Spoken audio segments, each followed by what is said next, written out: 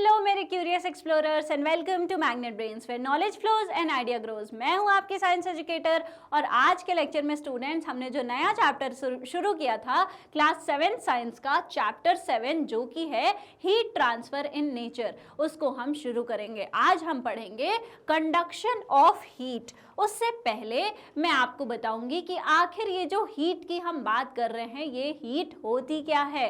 तो students heat क्या होती है? Heat is a form of energy. Heat क्या है? एक एनर्जी का फॉर्म है। ठीक है, हीट क्या है? बेसिकली एनर्जी है। It flows from a hot object to a cold object. अब बिल्कुल भी ये नहीं सोचना है कि हीट की अगर बात कर रहे हैं तो सिर्फ गर्माहट की ही बात हो रही है। ठीक है, हीट जो है अगर कोई गर्म जगह है, ठीक है, कोई बहुत गर्म जगह है या फिर कोई चीज़ बहुत गर्म है और वहाँ से जो है हीट किधर को जाएगी? वो ठंडी जगहों की तरफ जाएगी। कहने का क्या मतलब है, अगर जो है हमको बहुत गर्मी फील हो रही है और हमारा बाहर का जो एनवायरनमेंट है वो बिल्कुल ठंडा है तो हमारी बॉडी की हीट जो है वो रिलीज होके बाहर की तरफ जाएगी। तो हीट कहाँ से कहाँ ट्रैवल करती है?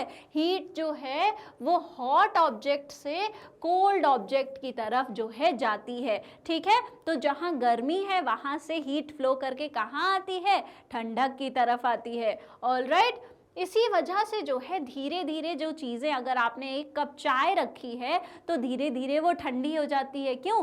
क्योंकि उसका जो हीट है, जो गर्मी है, उसके अंदर जो हीट एनर्जी है वो कहाँ? एनवायरनमेंट में धीरे धीरे आ रही है। वो गर्म जगह से, जो कि वो कप है उसके अंदर जो वो गर्म लिक्विड है, वहाँ से वो एनवायरनमेंट जो कि उसके कंपैरिजन में ठंडा है उसमें आ रही है। तो इसलिए वो धीरे धीरे क्या होता है, चाय का जो कप है वो ठंडा हो जाता है। वो जो चाय है हमारी वो ठंडी हो जाती है। ऑलराइट, तो heat affects state size temperature of a substance. तो हीट जो है वो किसी सब्सटेंस का स्टेट चेंज कर सकती है। जैसे कि एक हमारा बर्फ़ है।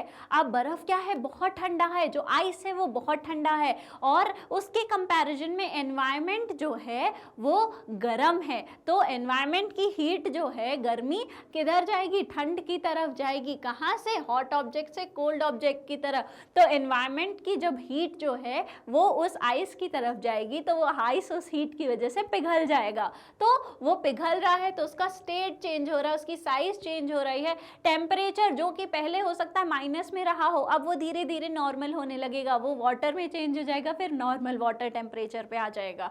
तो टेम्परेचर भी जो है चेंज होता है। तो हीट क्या है?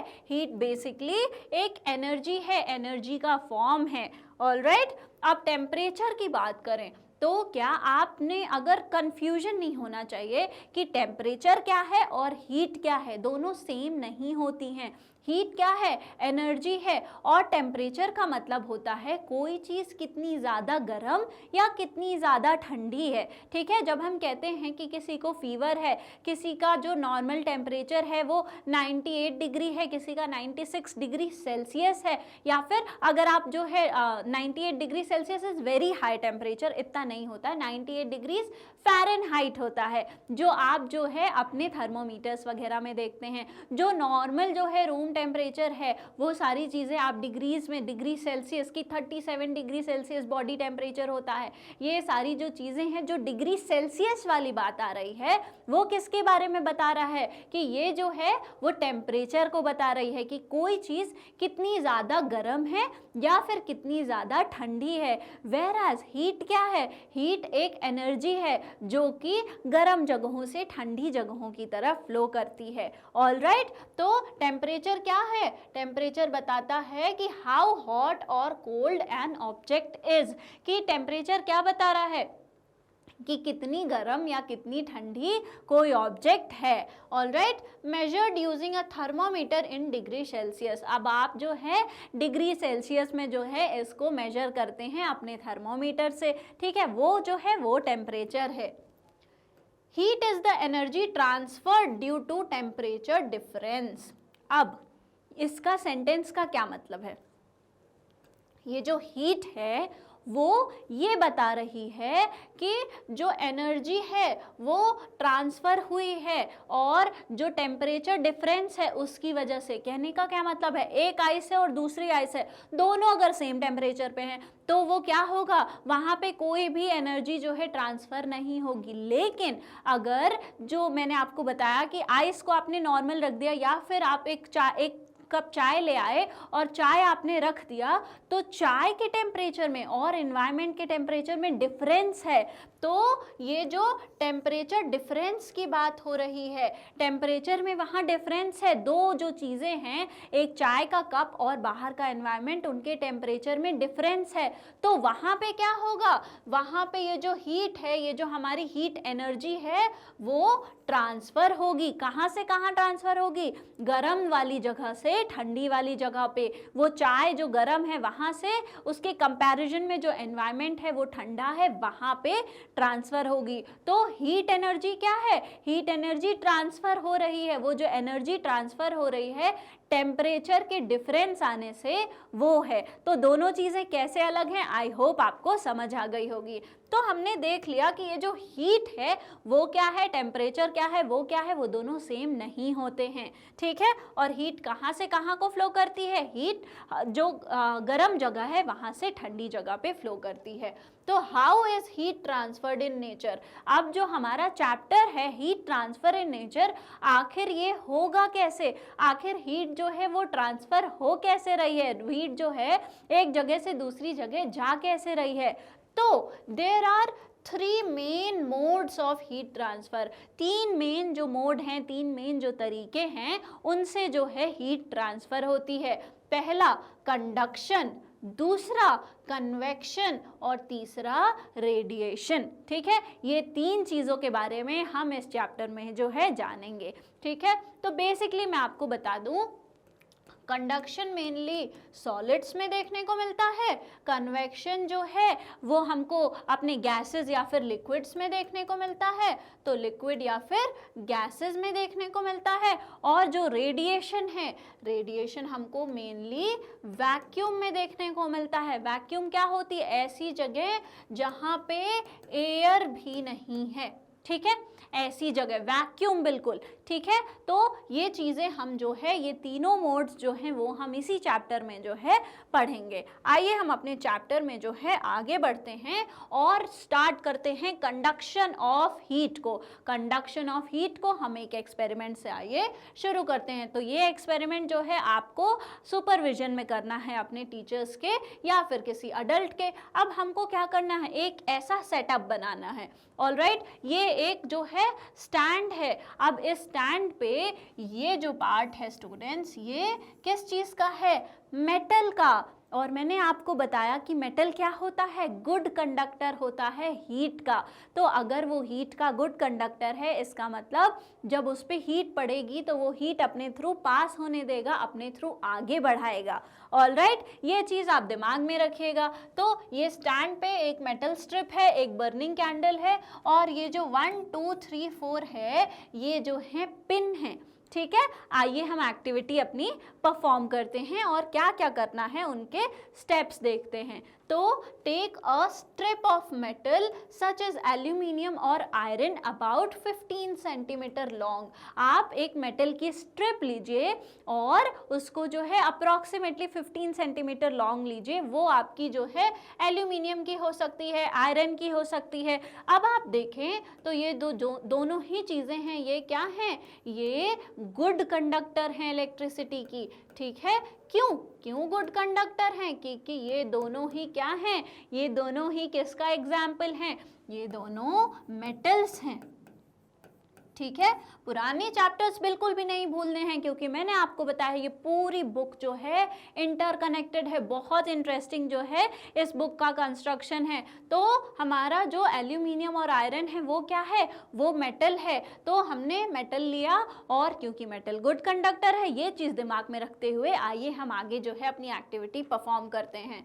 Attach 4 pins to the strip with the help of wax such that they are arranged at nearly equal distances about 2 centimeter apart। तो अब आपको क्या करना है, आपको 4 पिन लेने हैं, 4 आपको जो है पिन लेने हैं और वो 4 पिन को जो है अटैच कर देना है अपनी मेटल स्ट्रिप पे और उनके बीच में अप्रॉक्सीमेटली 2 सेंटीमीटर का जो है गैप रखना है, जैसे आपको आपकी बुक में फिगर 7.1 में देखने को मिलेगा। ठीक है, आई होप आप जो है बुक को रेफर कर रहे होंगे।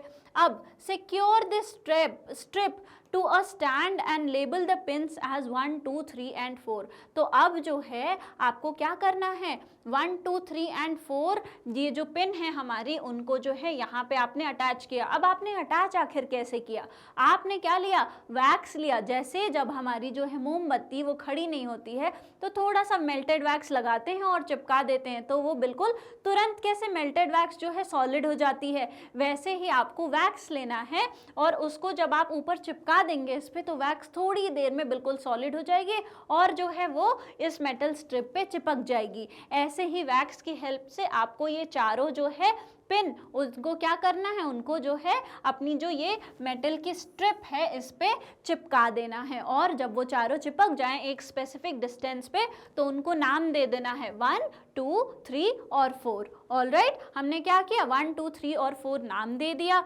अब if a stand is not available place the strip between 2 bricks for support. तो अगर आपको जो है कहीं आपके पास ऐसा स्टैंड नहीं है तो आप ऐसे 2 ब्रिक्स खड़ी कर लीजिए और इसके बीच में जो है स्ट्रिप लगाइए और यहाँ पे पिन लगा दीजिए। ठीक है, ऑलराइट, ऐसा सेटअप भी आप कर सकते हैं अगर आपके पास ऐसा सेटअप नहीं है। आइए हम अपने एक्सपेरिमेंट में आगे बढ़ते हैं।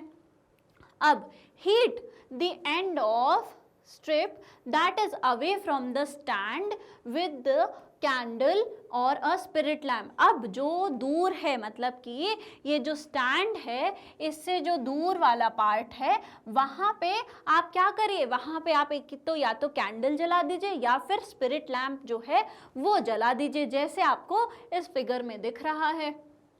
What will happen to the pins? अब पिंस को आखिर क्या होगा, क्योंकि ये मेटल स्ट्रिप है, आप इसमें जो है गर्मी दे रहे हैं तो उन पिंस के साथ क्या होने वाला है, will they remain attach to the strip, क्या वो स्ट्रिप से अटैच्ड रहेंगे, क्या वो उसमें चिपके ही रहेंगे, और विल दे फॉल, या फिर वो जो है गिर जाएंगे। आखिर इन पिंस के साथ अब क्या होने वाला है, जब हमने यहाँ पे मेटल स्ट्रिप को जो है गर्मी देना चालू कर दिया है। ठीक है, तो predict the order in which the pins will fall from the strip. तो पहले आप प्रिडिक्ट करिए कि किस ऑर्डर में जो है कौन सी पिन जो है पहले गिरेगी और कौन सी पिन जो है बाद में गिरेगी। और दूसरा जो है record your observation in table 7.1। तो ये जो टेबल आपकी बुक में है 7.1 उसमें जो है आप अपने रिकॉर्ड करिए ऑब्जर्वेशन। तो पिन जो सबसे पहले कौन सी गिरेगी, क्योंकि स्टूडेंट्स आप जब देखेंगे तो ये जो हमारी पिक्चर है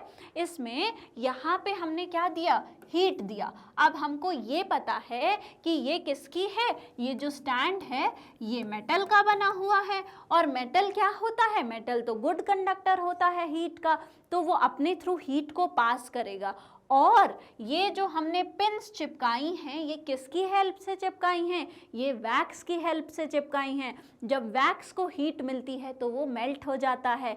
तो स्टूडेंट्स जब यहाँ पे हीट मिली और वो हीट क्या करेगी, वो हीट क्योंकि ये गुड कंडक्टर है तो वो आगे बढ़ेगी। तो जब हीट आगे बढ़ेगी तो पूरी जो मेटल की स्ट्रिप है वो धीरे धीरे धीरे गर्म होने लगेगी। तो पहले ये वाला पार्ट गर्म होगा, फिर ये वाला पार्ट गर्म होगा, फिर ये वाला और फिर ये वाला।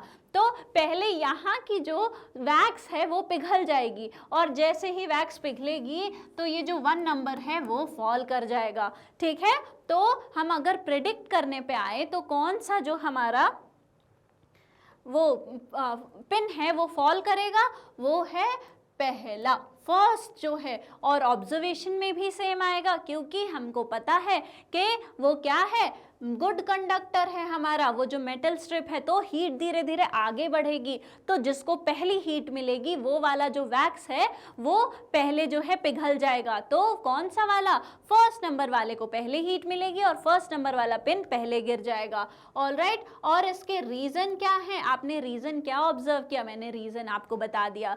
मेटल गुड कंडक्टर होते हैं हीट के, उनमें हीट जो है आगे बढ़ती है और जैसे जैसे हीट आगे बढ़ेगी मोम जो है जो वैक्स वैक्स है वो पिघलेगी और वैसे वैसे पिन्स जो हैं वो गिरते जाएंगे। ऑलराइट, तो you observe that pin closest to the candle flame, जो कि पिन नंबर 1 है, फॉल्स फर्स्ट। आपने देखा कि जो पिन जो सबसे क्लोज है किसके, उस जो फ्लेम के, वो जो कैंडल है उसके, वो सबसे पहले जो है गिर रही है, फॉलोड बाय पिन्स 2, 3 एंड 4, और उसके बाद जो है पिन नंबर 2 गिरा, फिर 3 गिरा और फिर पिन नंबर 4 गिरा। Why does pin 1 fall before pin 2? आखिर पिन 1 जो था वो पिन 2 के पहले क्यों गिरा? मैं ऑलरेडी आपको आंसर दे चुकी हूँ। Why did all pins do not fall together? सारे पिन्स जो हैं एक साथ क्यों नहीं गिर गए? क्योंकि धीरे धीरे हीट जो है वो आगे बढ़ रही है, एक साथ जो है सबको हीट नहीं मिल रही है, हीट आगे चल के जो है वो जा रही है, एनर्जी जो है वो ट्रांसफर हो रही है। ऑलराइट, तो from your observations what can you infer, आपने जो ऑब्जर्व किया अब वहां से आप क्या आखिर कंक्लूजन निकाल रहे हैं, आपको क्या पता चला? Do you think that heat is being transferred along the metal strip from one end to from the end that is being heated? क्या आपको ऐसा लगता है कि जो हीट है वो ट्रांसफर हो रही है, वो क्या हो रही है, वो ट्रांसफर हो रही है उस एंड से जहाँ पे आपने जो है अपना जो कैंडल है उसको जलाया था, जहाँ से आप हीट देना शुरू किया था आपने उस स्ट्रिप को, क्या आपको लगता है वहाँ से हीट जो है आगे की तरफ ट्रांसफर हो रही है? क्या आपको ऐसा लगता है? As the heat travels along the strip and approaches a pin, the wax, जो wax है holding it melts and the pin falls। ठीक है, तो जैसे जैसे हमने क्या देखा, मैंने आपको बताया कि हीट जो है वो आगे बढ़ रही है, क्यों? क्योंकि गुड कंडक्टर है हमारे हीट का, कौन? मेटल। तो जब मेटल जो है हीट को अपने आगे ट्रैवल करने दे रहा है, खुद में उसके हीट जो है धीरे धीरे आगे बढ़ रही है, तो उसमें क्या हो रहा है, हीट जो है वो स्ट्रिप में आगे ट्रैवल कर रही है, और जैसे वो पिन के पास पहुंचेगी तो वो जो पिन के पास जो है, जो सबसे पहला पिन है उसके पास जो वो वैक्स लगी हुई है वो क्या होगी, वो जो है मेल्ट हो जाएगी और वहां पे अटैच जो पिन है वो गिर जाएगा। इसलिए here the transfer of heat takes place from the hot end of the strip to the colder end। यहाँ पे क्या पता चला कि हीट जो है वो ट्रांसफर हो रही है कहाँ से, हॉट एंड ऑफ दी जो मेटल स्ट्रिप है वहाँ से कोल्ड एंड की तरफ। मैंने अभी आपको बताया कि हीट कहाँ से कहाँ ट्रांसफर होती है, गर्म जगह से ठंडी जगह पर। तो जहाँ पे हमने गर्मी देना चालू किया वहाँ से हीट आगे भागी, आगे की तरफ बढ़ने लगी, किधर को, जहाँ पे ठंडी जगह थी। तो कहाँ से कहाँ हीट ट्रांसफर हो रही है, हीट ट्रांसफर हो रही है हॉट एंड से colder end of the strip पे। ऑलराइट, आ गई बात समझ में, हीट कहाँ से कहाँ जाती है, हीट हॉटर एंड से कोल्डर एंड तक जाती है। तो द प्रोसेस, और ये जो प्रोसेस है, the process of heat transfer from hotter part of an object to the colder part is called conduction. ठीक है, जो ये ट्रांसफ़र है, जो मेथड है ये ट्रांसफ़र का, जिसमें हीट जो है हॉटर पार्ट ऑफ द कोई बॉडी से जो है कोल्डर पार्ट पे की तरफ जा रही है, इसको क्या कहते हैं, इसको कहते हैं कंडक्शन। तो the process of heat transfer from hotter part of an object to its colder parts is called क्या, कंडक्शन। ऑलराइट, आई होप आपको कंडक्शन का मतलब जो है समझ आया होगा। कंडक्ट करना मतलब कि आगे बढ़ रही है वो हीट, जो है ट्रांसफर हो रही है गर्म जगह से ठंडी जगह पे, यही क्या है, यही जो है हमारा कंडक्शन कहलाता है। In this process, the particle that gets heated, इस प्रोसेस में जो पार्टिकल जो है जब गर्म हो रहा है, एक जगह हमने हीट देना चालू किया, वहाँ का पार्टिकल जो है वो गर्म हो गया। अब क्या हुआ, passes the heat to its neighbour. अब उसने क्या किया, जहां हमने हीट दिया वो पार्टिकल गर्म हुआ, उसने अपनी जो गर्माहट है वो उसके बगल वाला जो पार्टिकल था जिसको अभी गर्मी नहीं मिली थी, जो ठंडा था, उसने अपनी गर्मी उसको दे दी। ठीक है, कैसे? क्योंकि गर्म था एक पार्टिकल ठंडा था, तो गर्माहट से ठंडी जगह पे जो हीट है वो चली गई। ठीक है, एंड सो ऑन। तो ऐसे ही जो है हीट वो आगे बढ़ती है। एक गर्म जो पार्टिकल है उसने अपने बगल वाले को हीट दी, उसने अपने बगल वाले ठंडे पार्टिकल को हीट दी, उसने अपने बगल वाले ठंडे पार्टिकल को हीट दी, और ऐसे करके जो है धीरे धीरे पूरी जो स्ट्रिप है उसके सारे पार्टिकल्स में हीट जो है वो आगे बढ़ती चली जाती है। ठीक है, however the particles themselves do not move from their position। अब इसमें क्या है, जो पार्टिकल्स हैं वो अपनी खुद की जगह नहीं बदलते हैं, सिर्फ हीट एनर्जी को आगे ट्रांसफर कर देते हैं। उनकी अपनी जगह जो है सॉलिड में वो चेंज नहीं होती है, अपनी जगह पे बने हुए हैं, अपनी जो गर्माहट है, अपनी जो हीट एनर्जी है उसको आगे जो है वो बढ़ाते चले जा रहे हैं। ऑलराइट, तो materials like metals that allow heat to pass through them easily are called good conductors of heat। तो ऐसे materials जैसे कि metals जो कि allow करते हैं हीट एनर्जी को अपने थ्रू पास होने में, उनको हम क्या कहते हैं? उनको हम गुड कंडक्टर्स ऑफ इलेक्ट्रिसिटी कहते हैं। तो जो भी गुड कंडक्टर्स होते हैं इलेक्ट्रिसिटी के, जैसे कि हमारे मेटल्स हो गए, उनमें क्या होता है, जहाँ हीट मिल रही है, जहाँ से पार्टिकल गर्म हो रहा है, वो अपनी हीट जो है अपने आगे वाले पार्टिकल्स को देता चला जाता है। और हीट जो है कह रहे हैं हम कि अब कंडक्ट हो रही है, मतलब कि आगे बढ़ रही है, हीट ट्रांसफर होती चली जा रही है गर्म पार्ट से ठंडे पार्ट की तरफ। Alright, because metals are good conductors of heat we use utensils made of metals for cooking। क्योंकि जो हमारे metals हैं वो क्या हैं, वो good conductor of heat हैं, इसीलिए हम जो है metals का use करते हैं कब, कुकिंग में, कुकिंग के जो utensils हैं उनको बनाने में। तो हमने जो है अपना बर्तन जो कि मेटल का बना हुआ है, जो कि गुड कंडक्टर है, उसको स्टोव पे रखा, धीरे धीरे जहाँ पे हीट मिल रही है वो पार्टिकल्स गर्म होंगे, वो अपने बगल वाले ठंडे पार्टिकल्स को जो है अपनी हीट एनर्जी ट्रांसफर करेंगे और वो अपने बगल वाले को करेंगे। तो ऐसे करके पूरा जो हमारा वेसल है वो धीरे धीरे गर्म हो जाएगा, क्योंकि उसमें हीट एनर्जी आगे बढ़ेगी, ट्रांसफर होगी एक पार्टिकल से दूसरे पार्टिकल। लेकिन याद रखना है कि जो पार्टिकल है वो अपनी जगह नहीं बदलता है। ऑलराइट, उसने अपनी जगह बिल्कुल भी नहीं बदली है।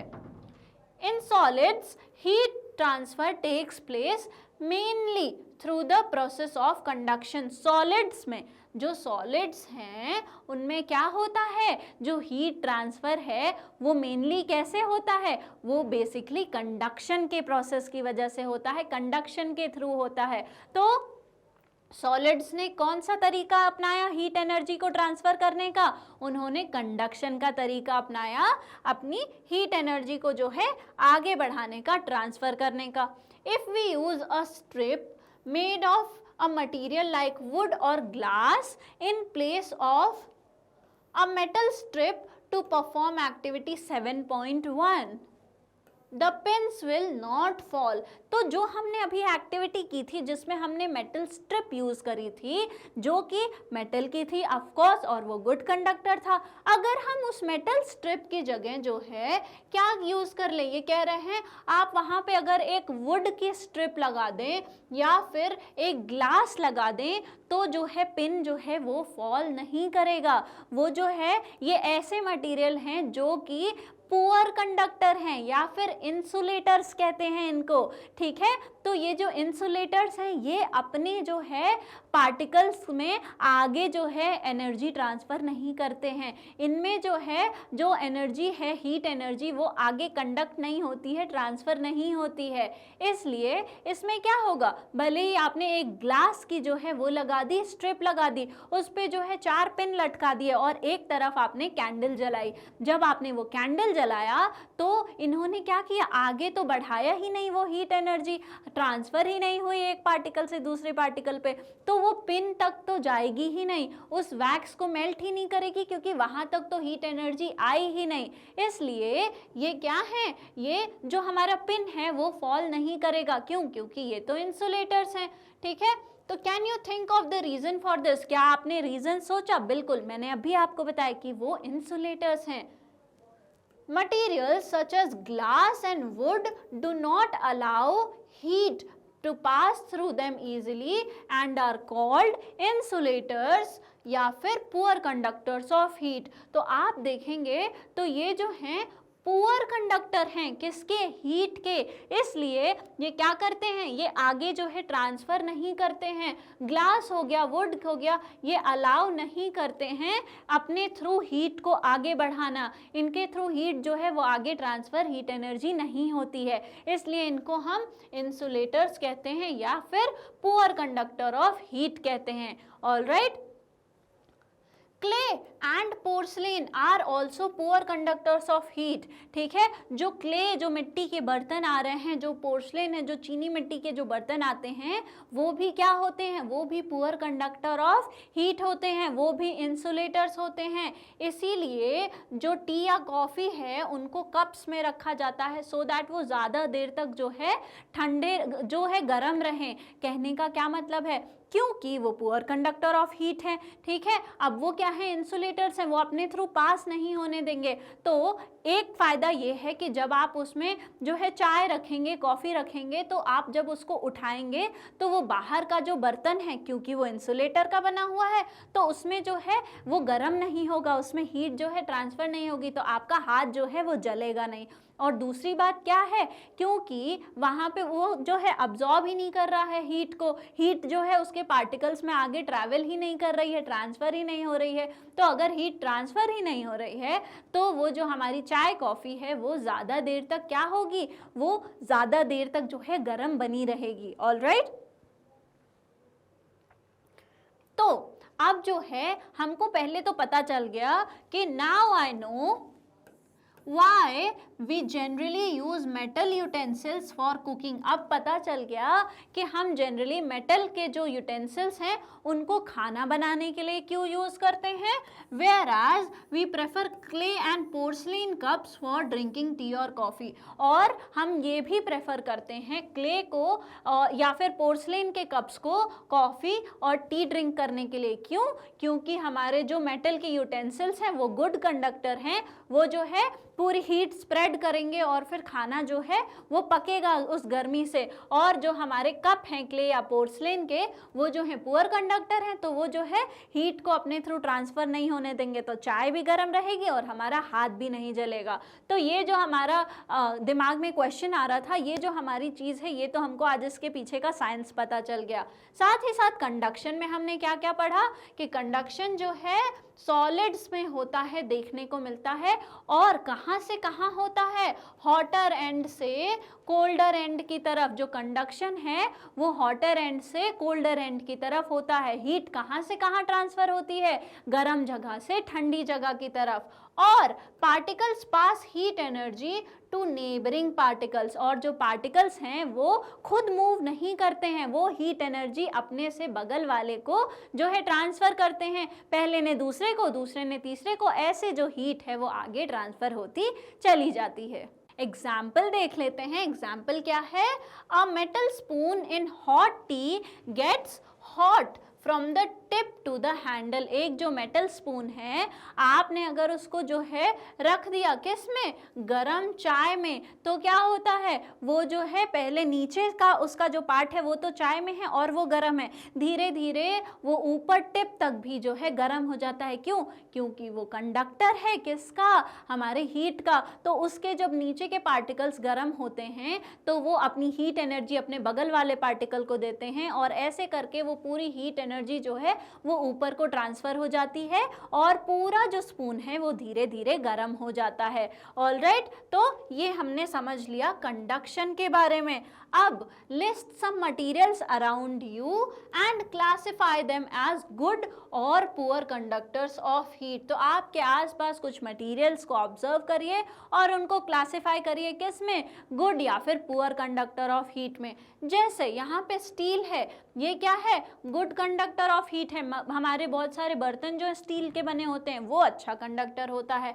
वुड जो है वो पुअर कंडक्टर होता है, वुड जो है वो पुअर कंडक्टर होता है। इसीलिए हमारा जो तवा वगैरह होता है, आपने देखा होगा उसके जो हैंडल होते हैं वो वुड के बने होते हैं, सो दैट अगर पूरा तवा गर्म भी हो जाए तो वो जो हैंडल है हम उसको पकड़ सकें और हमारा हाथ ना जले। क्यों? क्योंकि वो तो पुअर कंडक्टर है। अब इसके बाद अगर आप देखेंगे तो आप देखेंगे एल्यूमिनियम के बर्तन होते हैं, ठीक है, एल्यूमिनियम के बर्तन होते हैं। अब जो है अगर आप एल्यूमिनियम की बात करें तो एक हम मेटल देख लेते हैं और एक ऐसी चीज़ देख लेते हैं जो कि नहीं है हमारा अच्छा conductor,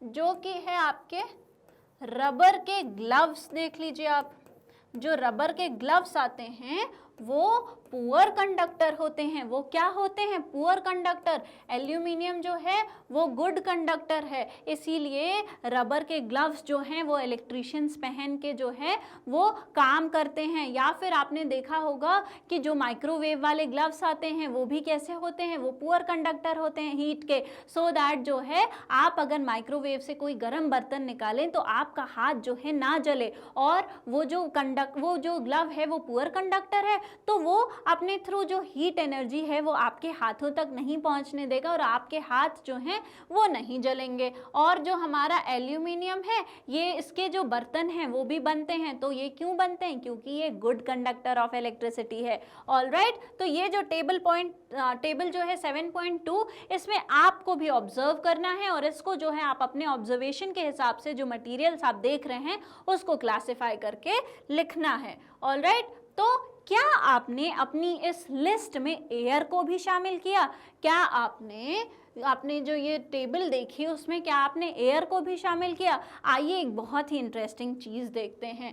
if it is there on the list, where have you placed it? अगर आपने अपनी लिस्ट में एयर को शामिल किया तो आपने एयर को कहाँ शामिल किया? तो स्टूडेंट्स, जो हमारा एयर होता है वो क्या होता है? एयर जो होता है हमारा वो पुअर कंडक्टर होता है हीट का।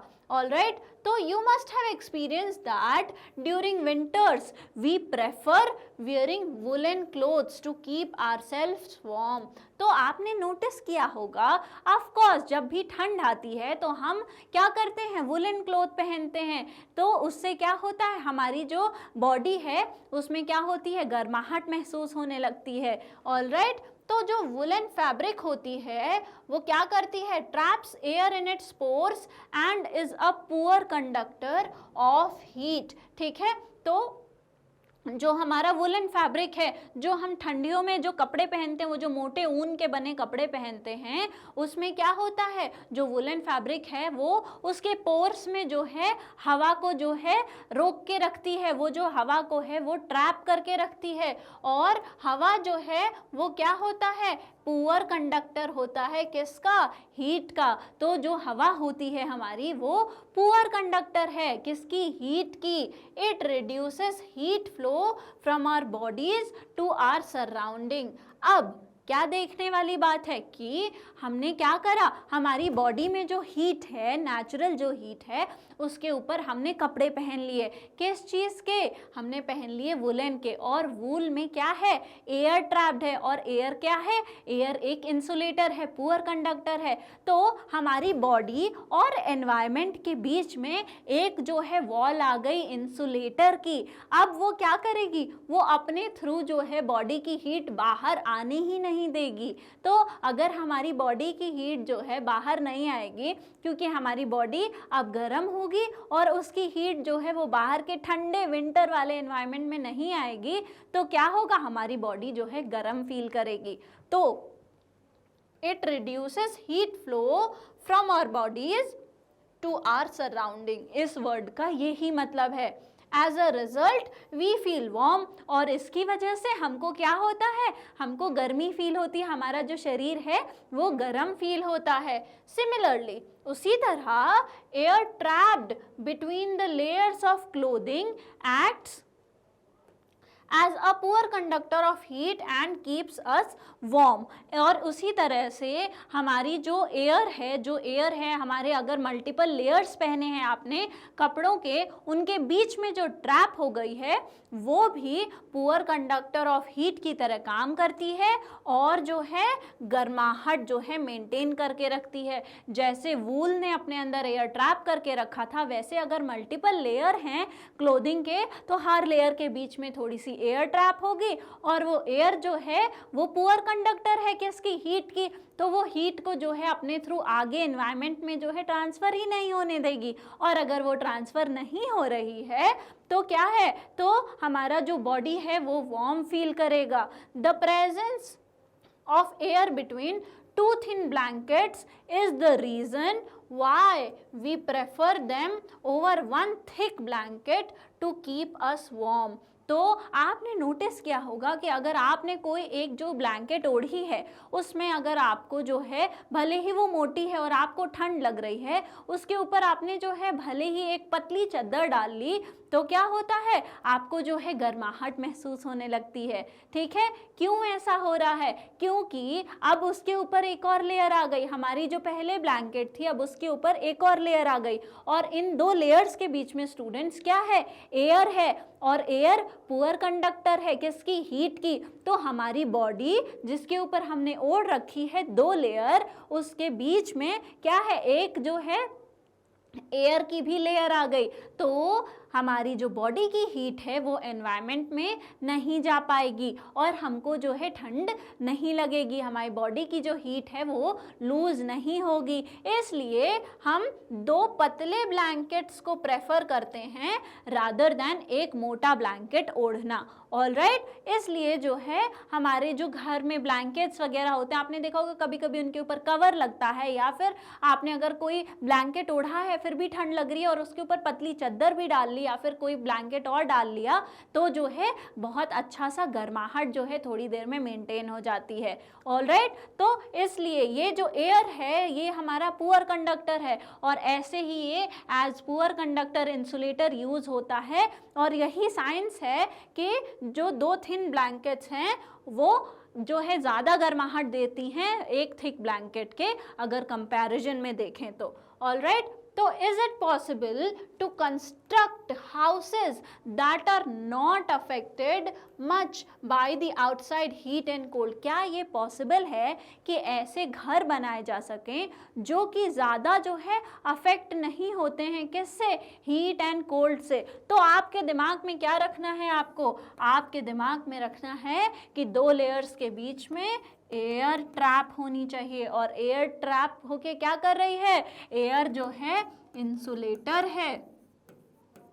ठीक है, एयर क्या है, इंसुलेटर है। और अगर एयर है वहाँ पे प्रेजेंट तो बाहर के एनवायरनमेंट में और अंदर के एनवायरनमेंट में जो है हीट का ट्रांसफ़र नहीं हो पाएगा। और अगर हीट का ट्रांसफ़र नहीं हो रहा है तो जहाँ गर्मी है वहाँ गर्मी बनी रहेगी।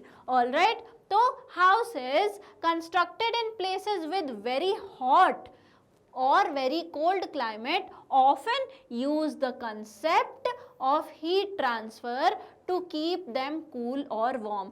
तो ऐसी जगहें जहाँ पे बहुत गर्मी पड़ती है या फिर ऐसी जगहें जहाँ पे बहुत ठंडी पड़ती है, वहाँ पे जो घर बने होते हैं वो यही हीट एनर्जी के ट्रांसफ़र होने का जो कंसेप्ट है उसको यूज़ करके जो है अपने घर का कंस्ट्रक्शन करवाते हैं। There are houses with outer walls that are constructed using hollow bricks that keep them warm in winters and cool in summers। ठीक है, तो ऐसे हाउसेस बनते हैं इन जगहों पे जो कि जो है ब्रिक्स जो उनके होते हैं वो हॉलो होते हैं, खोखले ब्रिक्स हैं। तो अगर खोखले ब्रिक्स हैं तो उनमें क्या होगी, एयर ट्रैप होगी और अगर एयर ट्रैप होगी तो वो एज इंसुलेटर काम करेगी बाहर के एनवायरनमेंट में। और जो घर के अंदर का एनवायरनमेंट है उसमें अगर अंदर हीट है तो वो हीट जो है बाहर नहीं जाएगी और ठंडी में भी घर जो है गर्म बना रहेगा। ऑलराइट, तो ऐसे हाउसेस जो हैं वो वहाँ पे ऐसी जगहों पे जो है हाउसेस कैसे हैं, जो कि हॉलो ब्रिक्स यूज़ करते हैं ताकि उनका घर जो है ठंडियों में गर्म रहे और गर्मियों में ठंडा रहे। This happens because the air that gets trapped in the hollow bricks is a poor conductor of heat. ये क्यों होता है? क्योंकि जो एयर जो है जो ट्रैप हो रही है, किस में? जो एयर ट्रैप हो रही है उन hollow bricks में, वो क्या है? पुअर कंडक्टर ऑफ हीट है। तो वो क्या करेगी? वो जो है आगे बढ़ने ही नहीं देगी। किसको? हमारी जो अंदर की हीट है उसको बाहर जाने ही नहीं देगी। बीच में एक लेयर बन जाएगी। किसकी? एक इंसुलेटर की लेयर। इंसुलेटर हमको पता है अपने थ्रू हीट आगे नहीं जाने देता है, तो एक बैरियर आ गया। तो अंदर की जो गर्माहट है घर की वो अंदर ही रह जाएगी और बाहर के एनवायरनमेंट में नहीं जा पाएगी, इसलिए घर जो है ठंडियों में भी गर्म बना रहेगा। ऑलराइट, तो हमने समझ लिया कि इंसुलेटर जो है वो कैसे जो है वार्मथ रखने में घर को या फिर हमारी बॉडी को हेल्प कर रहा है। एयर क्या है? एयर एक पुअर कंडक्टर है। किस चीज का? हीट का। ऑलराइट, बिल्कुल कंफ्यूज नहीं होना, बहुत इंटरेस्टिंग चैप्टर है। आइए हम कुछ फैसिनेटिंग फैक्ट्स के बारे में जानते हैं। The upper regions of the Himalayas, जो हिमालयन रीजन है उनमें जो अपर एरियाज हैं, such as Mori block of Uttarkashi in Uttarakhand, तो जो उत्तराखंड में मोरी ब्लॉक वाली जगहें हैं जो उत्तरकाशी में पड़ती हैं, experience and extremely cold climate and heavy जो स्नोफॉल है विंटर्स में। तो जो उत्तराखंड का उत्तरकाशी है वहाँ पर क्या होता है? वहाँ पे विंटर्स में बहुत ही हैवी जो है वो स्नोफॉल देखने को मिलती है। वहाँ पे बहुत ही ज़्यादा ठंड पड़ती है। Houses are often built to stay warm during winters. तो वहाँ पे जो houses हैं वो कैसे बने होते हैं? वहाँ के जो houses हैं वो बने होते हैं, ऐसे constructed होते हैं कि ताकि वो जो है ठंडियों में warm रहें, गर्म रहें। With the walls made of 2 wooden layers filled with cow dung and mud between them. तो उनके जो वॉल्स हैं वो कैसे बने रहते हैं? उनके जो वॉल्स हैं वो 2 लकड़ियों, ये 2 लेयर है। किसकी? ये लेयर है वुड की। ये क्या है?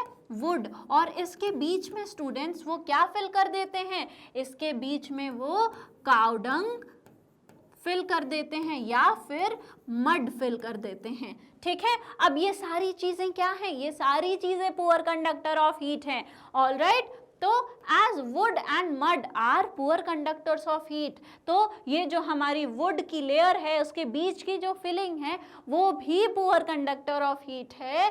They prevent heat loss and help in keeping the house warm. तो उसकी वजह से क्या होता है? उसकी वजह से अब एक लेयर हमारी वुड की है वो पुअर कंडक्टर है, उसके अंदर की जो फिलिंग है वो भी पुअर कंडक्टर है और बाहर की जो लेयर है वो भी पुअर कंडक्टर है।